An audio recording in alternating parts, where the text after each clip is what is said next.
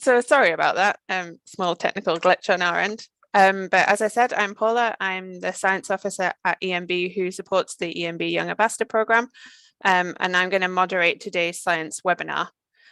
Typically, these science webinars focus on the science behind our documents and what they talk about. But this one's a little bit different. But I'll go into that in a minute. Before that, I'll just talk about the housekeeping rules. So next slide, please. So please make sure that you've entered your name so that if you ask a question, we know who you are and who's asking. If you do want to ask a question, please use the Q&A function at the bottom of your screens. And if you could tell us where you're from and who you are so that when we ask the questions, we know who's asking. And I will select those questions and ask them later on in the presentation. If you need technical support for Zoom, then please use the chat function. Only the hosts will be able to see this, so it won't be visible to the rest of the participants. And please note that the webinar is also being recorded and it will be made available on our website and on our YouTube channel in future, so you can see it there as well. So as I said, this webinar is a little bit different from our normal ones. And that's because we're using this opportunity to speak to our two outgoing young ambassadors. And they're going to talk about, can early career scientists make a difference in achieving the ocean we want? They're going to reflect on their experiences that they've had as our EMB Young Ambassadors for a 2-year term. And they're also going to talk a bit about the work that they do and how this experience has perhaps changed or influenced their work as well. You can find out more on our website about the program, but I'll also give you a few bits of information about that. So next slide, please. So this EMB Young Ambassador program was launched in 2019. And every year we take on 2 PhDs or postdocs, and they serve a 2-year term as our ambassadors. The idea is to sort of help us to increase awareness and engagement of the work we do in marine science policy with early career students and provide them with an opportunity to have their voice heard. But also we learn a lot from engaging with early career scientists, hearing their opinions, hearing their perspectives, their visions.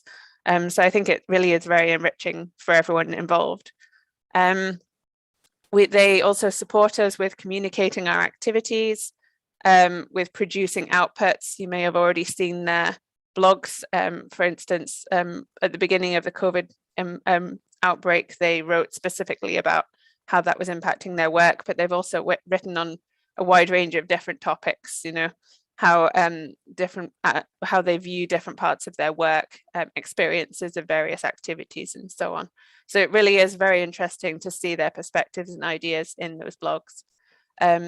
When there is possibility to travel, or if there are large online events, they also represent EMB at those events and speak.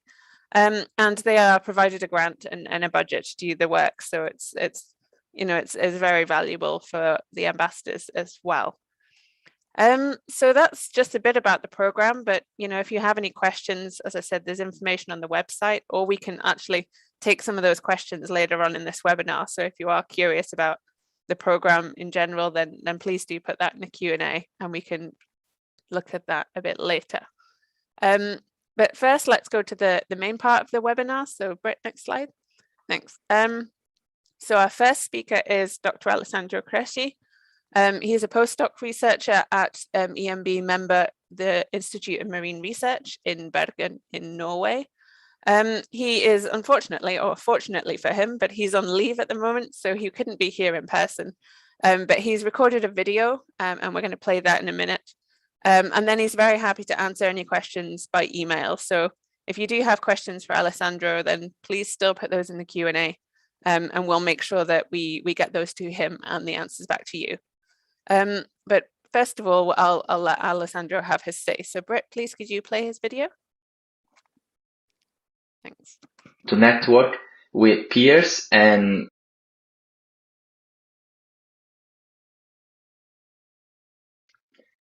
hello everyone. My name is Alessandro Cresci, and I am a young ambassador for the European Marine Board.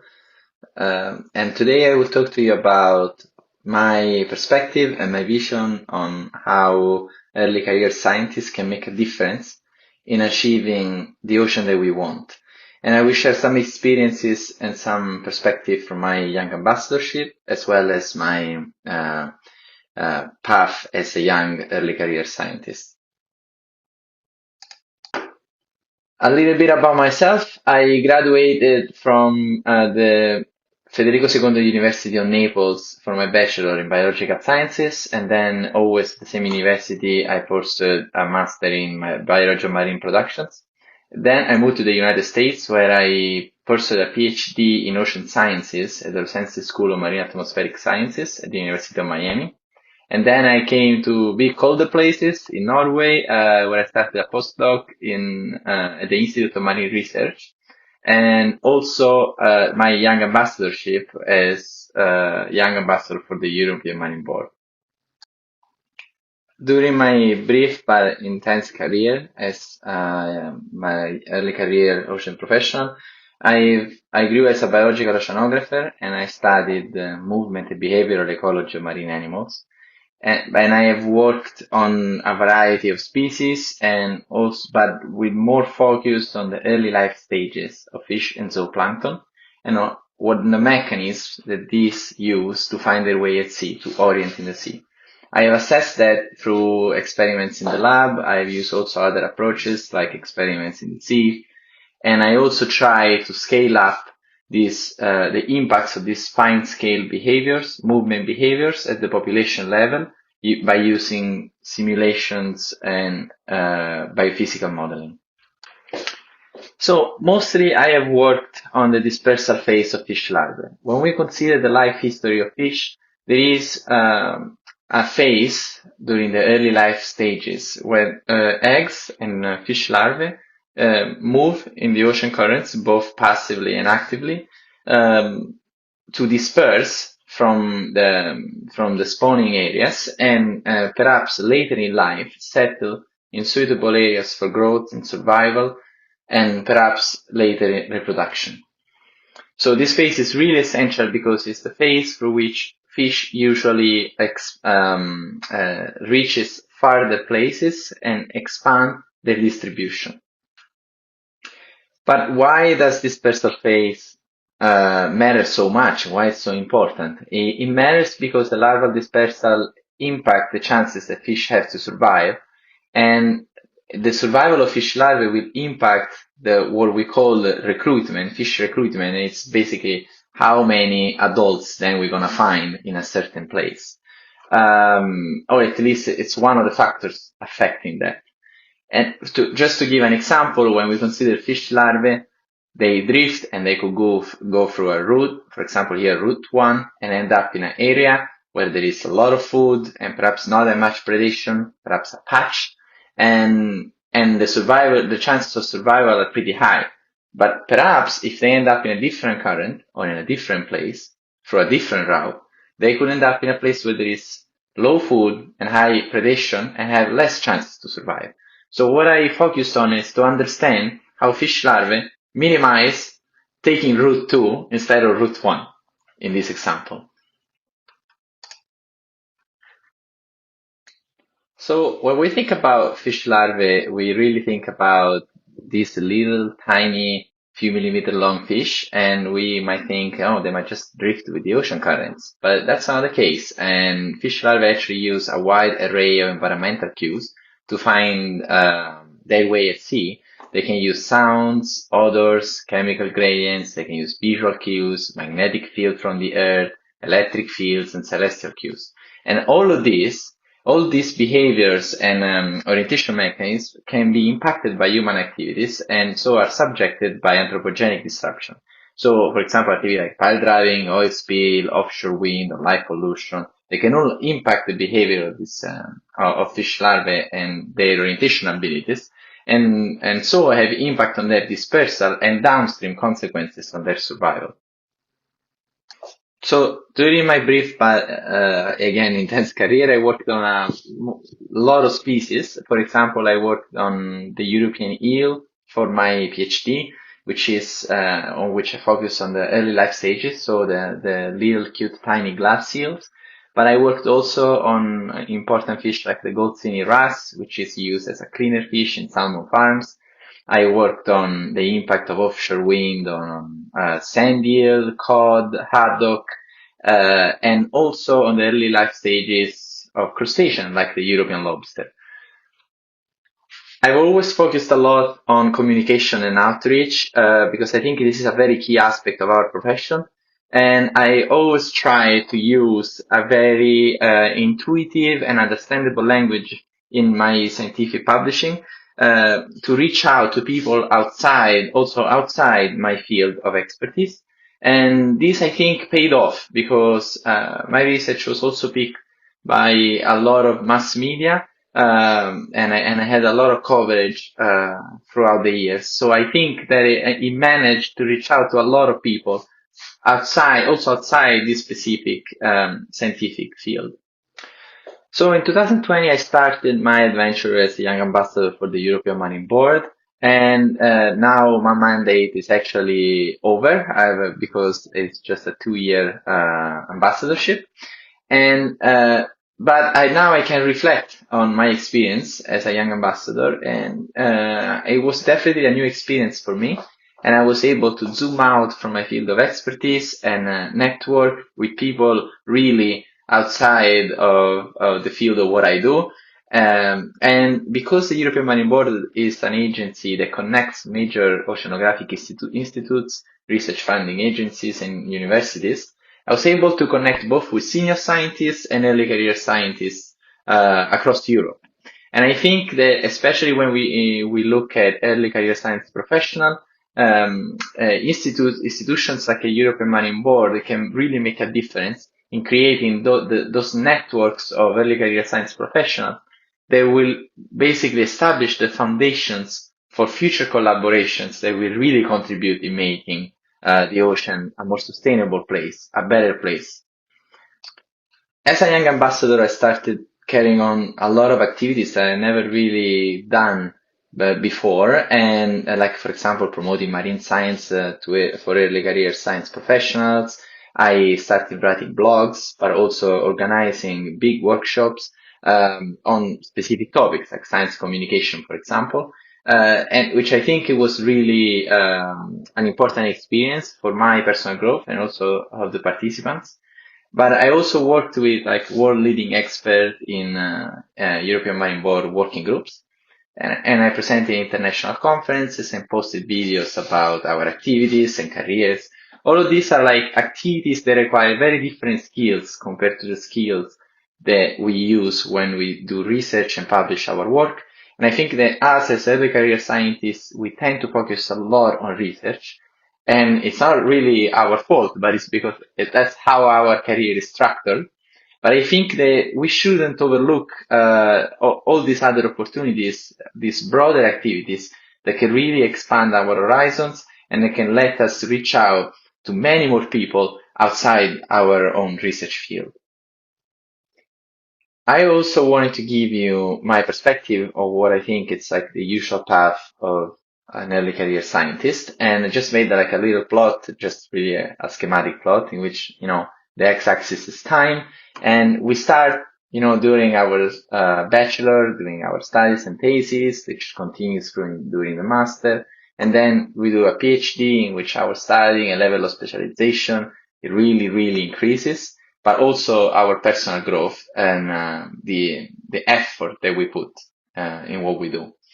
And the postdoc is kind of a natural continuation of that, but then we will become involved in many more projects compared to our PhD. And through time, while we go through all these steps, the level of effort and life commitment that we put in our career increases, as well as the level of our specialization in a specific topic. But while we go through time, the time that we have to dedicate to each specific research topic decreases because we start become more scattered around a lot of different projects. So we have less time for each one of the projects, and really our way to do science changes compared to, for example, the PhD, where we had all the time in the world to tackle one specific question. But through time, it also decreases our ability to expand our horizons and actually push ourselves outside our comfort zone and leave our research field. So early career scientists become always more specialized through time in their own research field, and I think this goes a little bit against the direction of which generally science is going, because science is going towards a more multidisciplinary and collaborative ecosystem-wide approach. And I think that for this reason, modern early career scientists should really put effort into learn how to collaborate, network with their peers, and generate ideas that go across disciplines, innovative ideas. Like, for example, this is, I think, is really well advocated by the Ocean Decade at the United Nations, which aim to reach a sustainable ocean by the end of the decade through these innovative ideas. And I think that this is the only possible strategy for ECOPS if we want to make really a difference. But okay, so what should early career scientists do in order to increase the impact of their work? I think that there are some aspects that are key. For example, learning how to network with our peers, expand our horizon, but also to test meaningful hypotheses when we do our science. I think that's key. When we plan our science, I think we should really keep in mind the sustainable goals of the Ocean Decade and the Sustainable Development Goals, and I think also we should put effort in improving our communication and outreach skills. Communication, for example, I believe personally there is of great importance for early career scientists. And when we talk about science, this is a very diverse job and really requires a wide array of skills that many other jobs don't require. But we as a scientist have to write scientific papers and for peer review or advisory work. We have to be able to write funding proposals, really deal with the press. We have to be able to give scientific presentations, so presentation skills, and also podcasts, videos, and also we have to make images and art. And so it's really a diverse kind of job. And all of these activities require all specific skills: technical scientific writing understandable by an expert, oral presentation skills, narrative skills, visual communication, artistic skills. It's just endless. So, but it's not easy for one person to own all these tools, and maybe none of us really does. But I think it is important to try to grow in that direction and improve the skills that we believe we are not great in. And this is the direction towards which we as young ambassadors really worked in the past years, because we try to organize events that would give people the chance to improve this set of skills that usually we during our daily life as early career scientists don't really get the chance to improve. For example, we organized a workshop at the ICMARI conference on science communication, which was a great success, and helped people improving their scientific publishing skills. That also how we talked with experts who taught us how to make impactful images.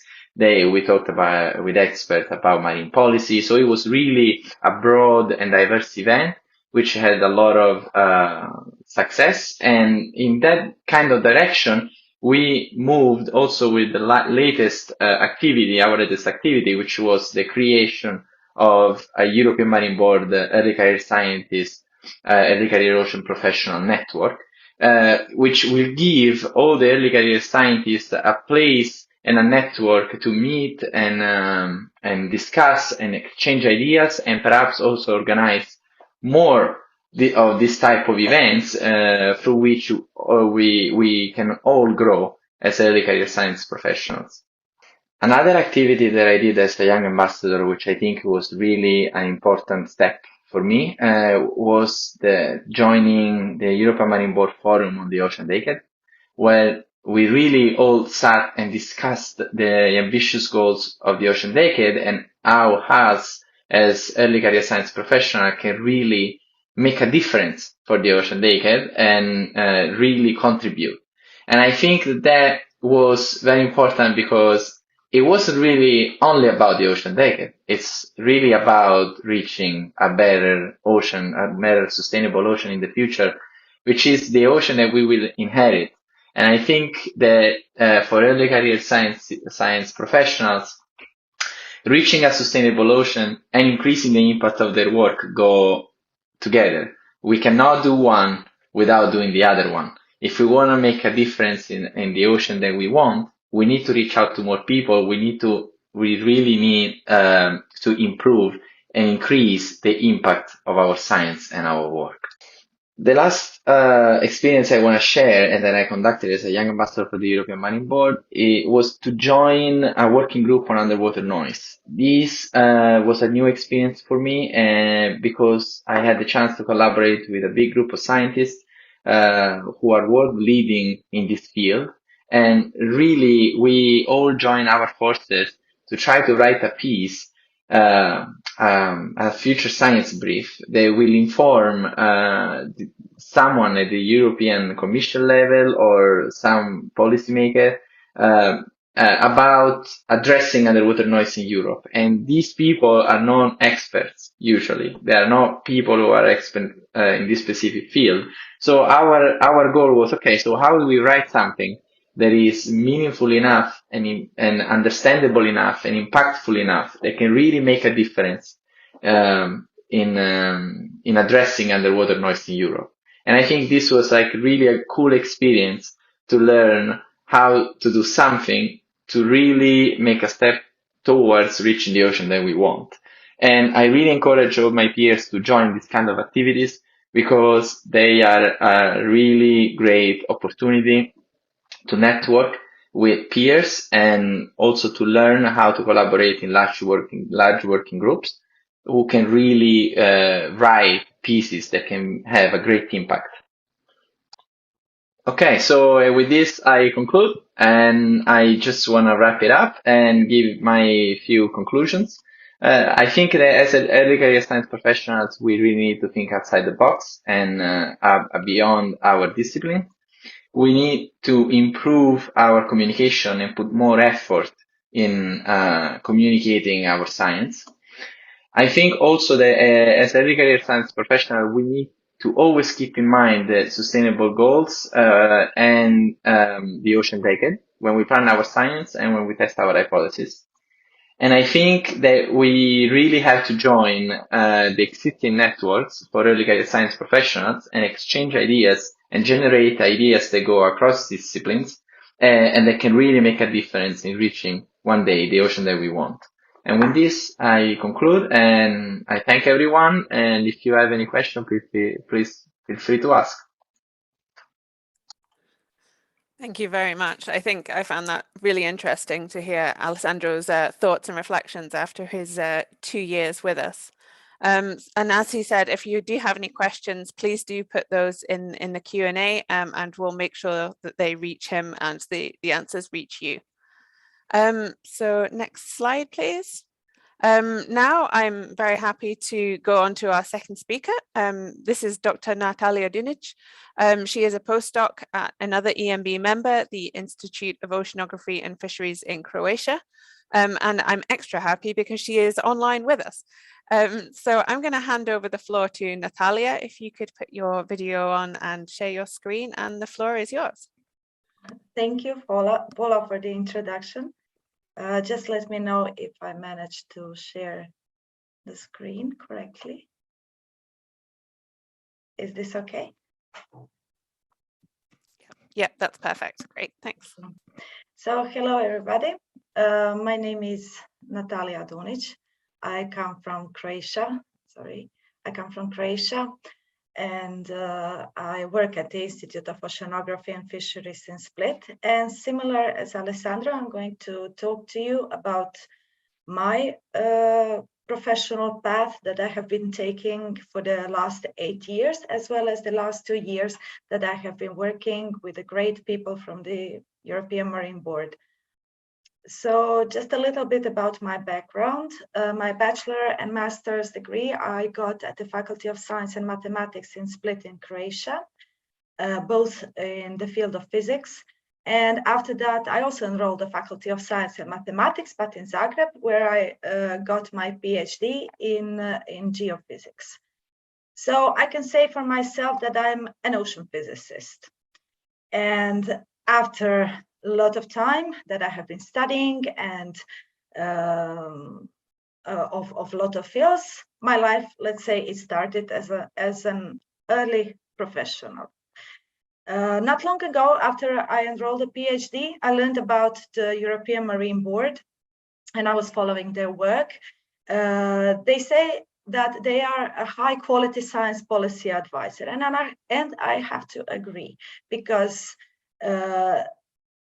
when you meet them, when you meet their work, you see that actually they are the ones who are actively involved every day to combine the science, the scientists with the decision makers, because most often the scientists are not heard or are not heard enough, and they are the ones who are bridging the gap between all the scientific findings that were found and that were needed to make a proper decisions for the future that we will inherit.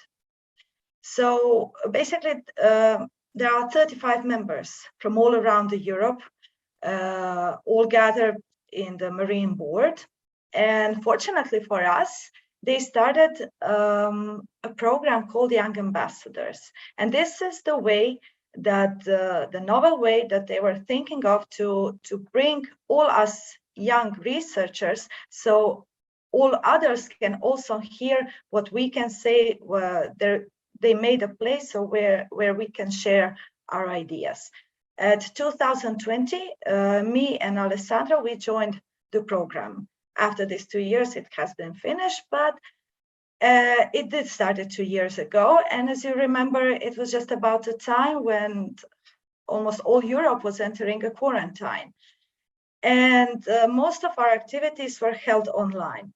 But nonetheless, we managed to do our work. We managed to give our best to promote the science, to do a lot of scientific work. And the European Marine Board gave us an opportunity to expand our horizons, to teach us something that by the end of our PhD is something that we just didn't have the time to think about it. So most of the activities were held online, and I would like to emphasize the BlueMed conference, which I got the opportunity to be in a part of. It was a great experience because there are a lot of young ambassadors from all around Europe, from different initiatives and bodies that are connected to the European area, and we got an opportunity to speak about and share our own experience and try to put the grounds for the future collaboration among ourselves. The second one that I would like to emphasize also is the VCOP Day. It was a really nice opportunity. It was an event that lasted for 24 hours and it lasted throughout the whole world. And a lot of young researchers, such as myself, got an opportunity to speak openly about the problems and about the solutions for the future that we need to bring for the future that we want to have. I was lucky that I led a panel discussion on this day and was able to talk about the thing that I personally believe in, and that is the FAIR principle when it comes to the ocean data. So after my 2 years, just at the end, just a little bit at the end of my second year as a young ambassador, I went to Brussels for the last European Marine Board Forum, and I was lucky to be a part of one of the panel discussions, because the topic of the last forum was the ocean decade. And the ocean decade is, you all know, quite important to all of us, so we can sustain ocean life, but also our lives for the future. After 2 years, I will have to say that within the EMB, my writing skills got much more better. I also improved my communication skills, not as much my English, sorry for that, but communication skills, like in a sense of on how to talk to a wider society, not only how to talk to my really close peers. I did got new connections with whom someone I'm still in collaboration today. And I did started to think outside the box. I expanded my personal horizon.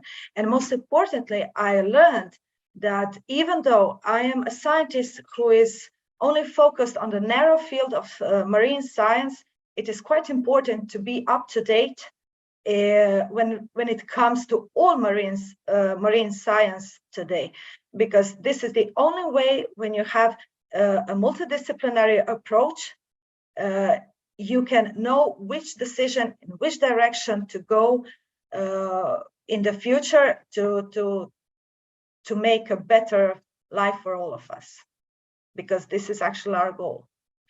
Most of my activities, European Marine Board, not only mine, but from the other, my colleagues, Young Ambassadors, European Marine Board is taking track on its own webpage, so you can reach them and learn all about it. There are a lot of videos that were recorded and they are still online, which you can check them. Just Google Ambassador Activities, European Marine Board, and then you will find all the lists there. You can also check my blog if you want to learn more about me, how I started my Young Ambassadorship in combination with the COVID pandemic, what I have been down outside to reach the wider community, and also what is my perspective on what needs to be done even more in the future. And I'm grateful that I got a chance to speak up freely, and that the European Marine Board gave me a space in their own family, so I could put my own words there for everybody else to see them. A little bit about myself as a scientist. So what can I do to impact the ocean life, to make it a better place for the future, is actually something that I'm already doing. I'm researching a physical oceanography. I'm doing it in the way that I found my path by using climate models. I specialized in the big data analysis using basic statistic, but also the neural networks. But my focus is only on the Adriatic Sea so far. So who knows, maybe in the future, I will just expand my horizon and go even further. And I would have to say, it's been a quite exciting work, and it still is. Especially when you're dealing with the climate models. They are quite vast, and the data is in terabytes. Sometimes I wish that there were terabytes of data in real life, but unfortunately, you all know that that's actually quite not possible, because it's quite expensive when it regards to money and also by time. But at least I got a chance to explore all the ocean processes by using the climate models, and you would be surprised what models can reproduce and what you can do with them. My focus, as I said, was on the Adriatic Sea. Even if it's just a small area, it's quite turbulent, and it's a good, for me and for all the modelers, it's a really good place to make the case studies. And it has been shown that it's important for the marine life, even on a wider scale, because the impact that Adriatic Sea is doing is impacting also the Levantine Basin, for example. And my main question was, how does the thermohaline future of the Adriatic will look like in the future? And that's what I've started to analyze. One of the greatest things that is happening in our area is a really, really fast and really strong and cold northern wind. We call it Bora wind. And it's extremely fast. It was actually last week ago that the highest recorded velocity was 200 kilometers per hour, just last week in the northern Adriatic. Usually it peaks around between November and March. Most people don't like it because it causes chaos in traffic, and most of the ferries are shut down, most of the roads are closed, etc. But it's a good thing that we have it, because in the Adriatic Sea, it causes something that we call dense water formation. And it's a really important process, because not only that it ventilates the water masses, but when it circulates throughout the sea, it also brings to a newly fresh oxygen from the atmosphere even to the deepest parts of the sea by mixing, by process called mixing. And Adriatic Sea is interesting because it has even two places when there is a convection happening there. One on the northern part called shelf convection, and the other one on the southern part called deep convection. And this is the thing that actually defines the thermohaline properties of the Adriatic Sea. And there are many other processes that are interconnected with this, like the process called BIOS. And it's actually a change of the circulation type in the northern Ionian Sea from cyclonic to anticyclonic, and that has been already recorded. Why is this so interesting? Is because not only that it defines the properties of the Adriatic Sea by bringing colder and fresher water, or maybe warmer and saltier water to the Adriatic Sea, but it also brings new species that were previously not recorded in the Adriatic Sea. So this is quite interesting for me. Several papers were published, and I even got a chance to go to the mass media of the Croatia and to speak about my work. And besides that, I got an opportunity to do the work in a collaboration with other disciplines. So not only that I'm focused on the dense water formation, but I'm also connecting it to the climate impact, and just to see what is going to happen in the future, to connect all the things with the biology. And of course, I love to explore all the mesoscale activities that are actually quite hazardous, like the meteorological tsunamis. And I have found that the results are not so healthy. When I look just to the sea surface temperature of the entire Mediterranean basin, and then when I look at the small Adriatic Sea, I saw that actually this temperature for the last 60 years rose for about almost 2 degrees Celsius. And which is more extreme is that this increase was for about 1 degree Celsius just during the past 40 years. And this increase was stronger during summer. And it did affect the marine environment in general. There were a lot of different cases that were recorded that was affected by this energy increase in the sea. And what's worse, it's expected by the end of 2100 that this temperature will rise up to 3 degrees Celsius. And this also means that the energy that will be absorbed by the atmosphere will penetrate even deeper into the sea, which will not be good for the marine life. For us, let's say people think that it's more or less the same. Like they think that 1 degree Celsius will not matter that much, but there are some species that are quite sensitive when it comes to 1 degree Celsius of change.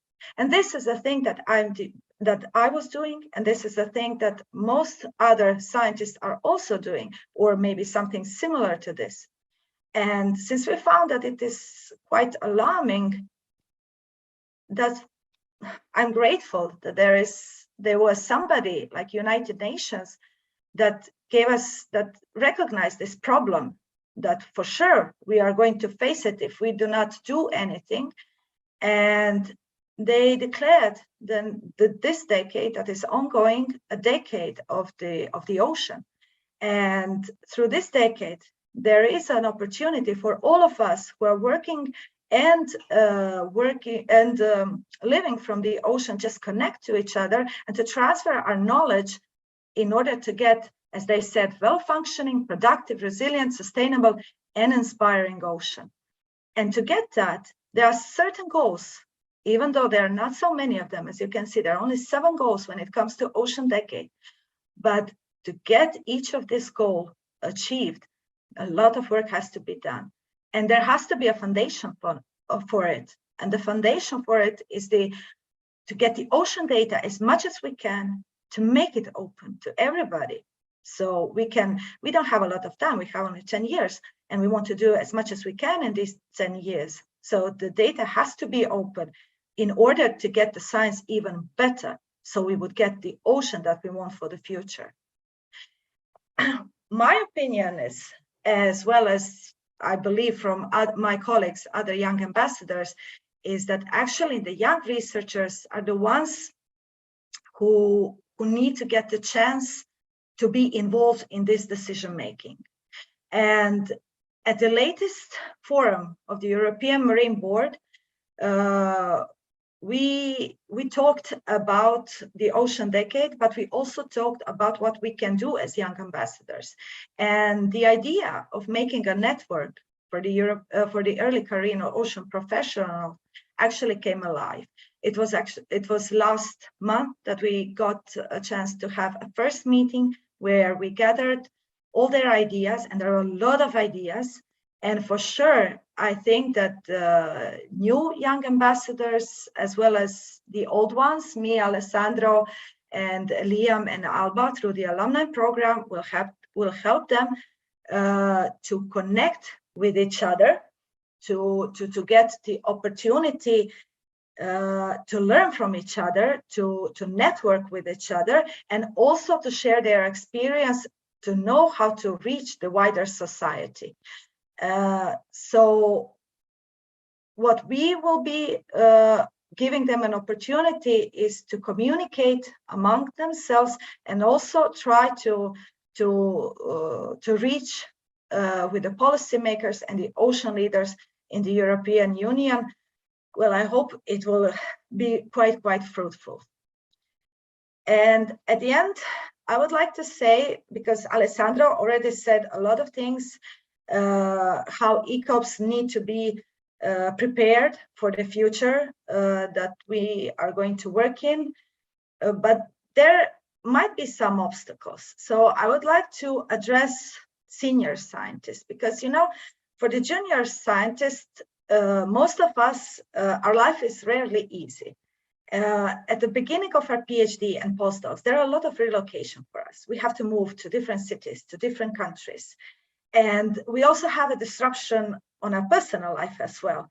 And at the top of it, it is, as Alessandro already said, it is really hard when you're involved in many different projects and working on many different things. It's really hard to get meaningful results.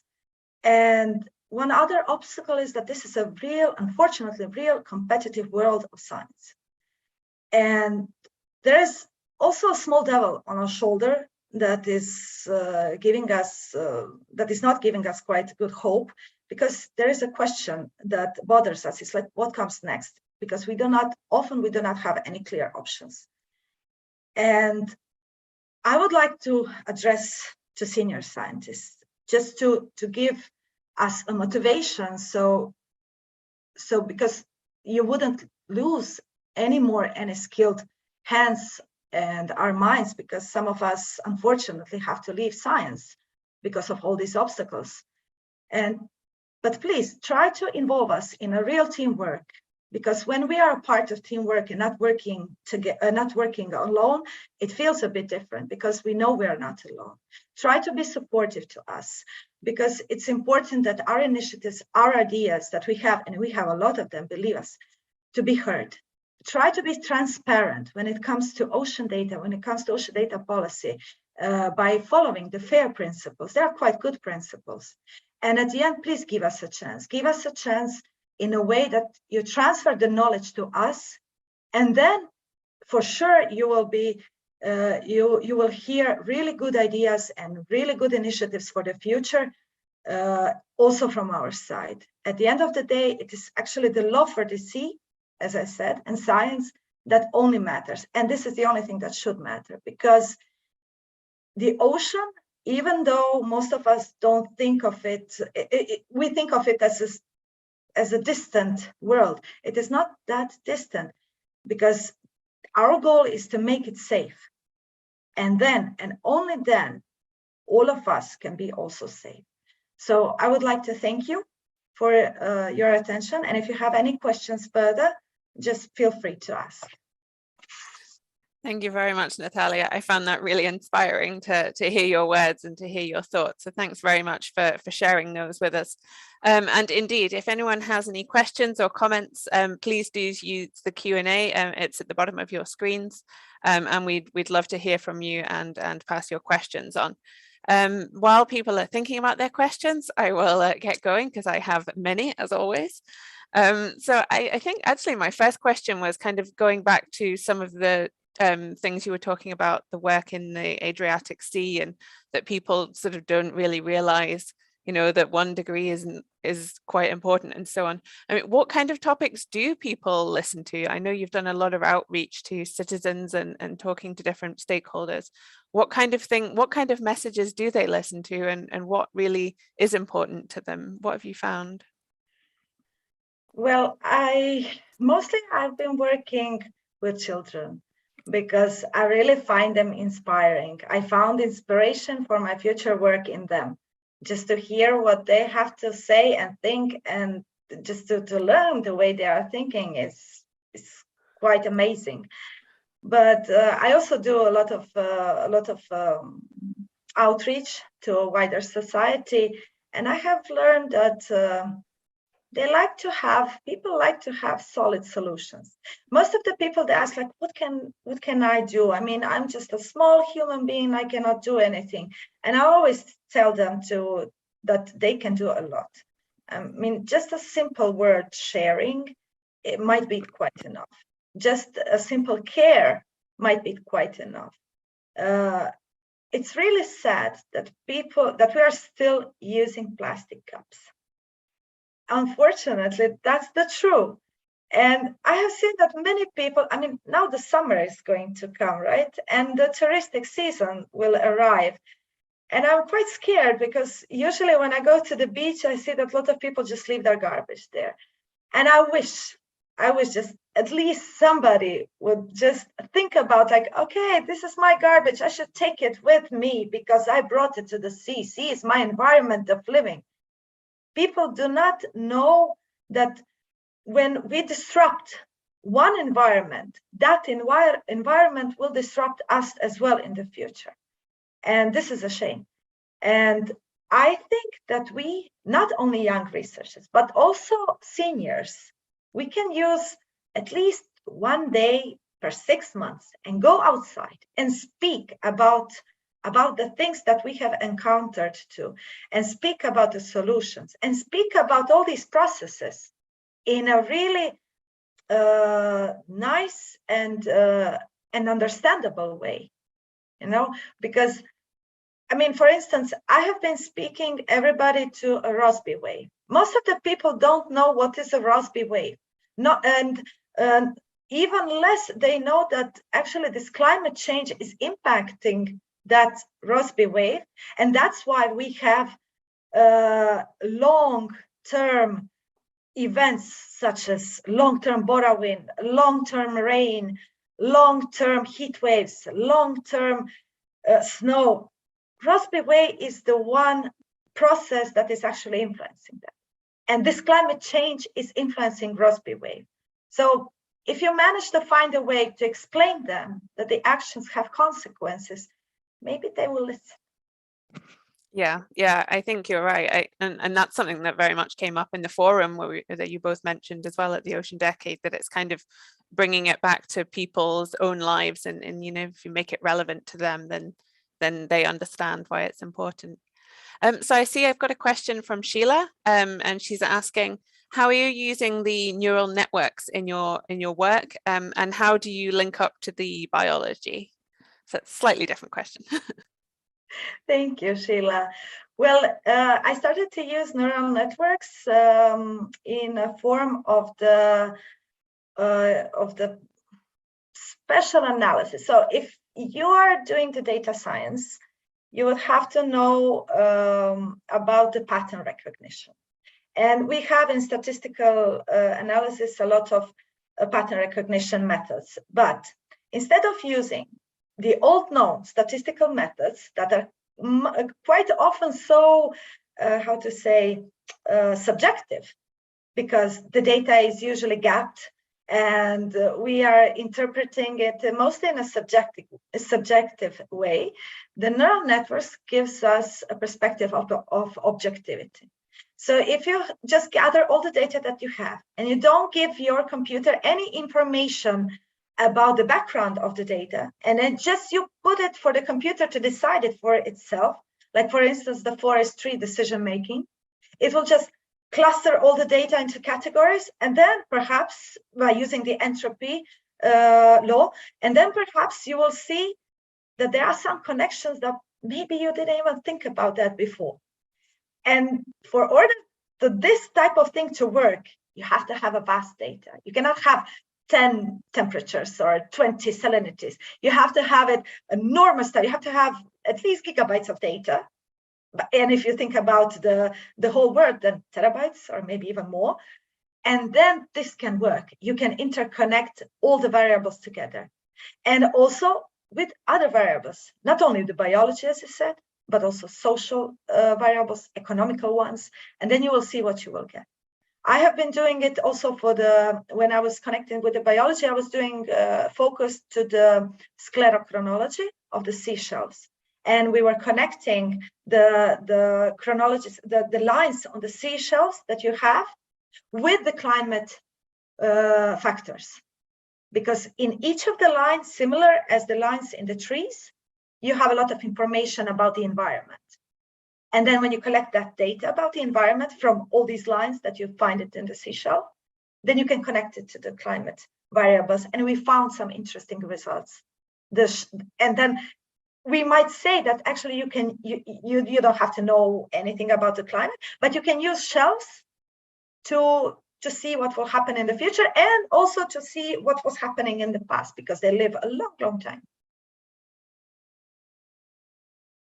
Thanks. I think that was a good answer, because there was a big thumbs up there from Sheila. So thank you very much. I do have one more question. I don't see any more popping up, but I was going to ask, have you been able to use what you've learned or what you've gained as an ambassador also directly in your research? Is that something that's also maybe influenced the way you do things? Well, I have to be honest, I started to think about the ideas for the future, which I didn't do before, because I was just finishing my PhD once I started to be European Marine Board Young Ambassador. And now you broaden my horizons. I started to think about what is important. I know in which path to take to go to the future. I have even ideas to write a proposal for the grants. And well, fingers crossed. I hope it will work. I'm sure it will. We'll cross our fingers for you as well. And just before we close, I mean, do you have any words of advice for any other early career researchers who might be in a similar position and looking to expand their horizons? I have only one message. Don't be scared. This is the main message from me, because most of us, when we are PhD students, when we are postdocs, we're so focused on our research. And then after months and years of our work, we've found ourselves like, I'm so tired. I cannot do it anymore. I'm sleepy. I'm this, I'm that. But you know, you're not alone. And believe me, if you connect with the others, and EMB, ECOP network can give you this opportunity, then who knows, maybe at least you will get a friend from it. At least you will listen to other people's experience. And this is a good thing. At least maybe somebody else who you do not know that even exists now can help you get your sleep. That's a great word of advice, and a good plug there as well. So yeah, if anyone's interested in the EMB European Board ECOP network, then the information is all on our website, and you can find out how to engage there. So I think we're going to have to wrap up because we're coming to the end of our hour. But thanks so much, Natalija, for being here and for giving us your great thoughts. And thanks to Alessandro as well, even though he couldn't be here, for sharing his ideas. And also for the 2 years that you've served as our ambassadors. We're very grateful for all the time you've put into helping us out, and we've all gained very much from it. So Britt, if I could just ask you to share the last slide. So this webinar is one of a series, as we mentioned before, and they take place every third Thursday. So without fail, next month, we will again have an episode of the third Thursday webinar series. And that will be on the 19th of May. And then our speaker will be Dr. Pedro Ribeiro, who is a researcher at the University of Bergen in Norway. And he will be speaking about critical research needs for informing environmental management of deep sea mining. So a very topical discussion, and also linking back to our position paper on the deep sea, which we published a couple of years ago. So it could be very interesting, quite different from what you've heard today. But please do join us there, and we're looking forward to hearing all about that. All of our webinar series, there's information available on our website about what's come before. And all of the recordings of previous webinars are also available on our YouTube channel. So if you want to catch up with any of those or share them with anybody, then they're all available there. Other than that, all I have to do is thank once again our speakers, thank everyone for attending and participating in this webinar, and we hope to see you next month.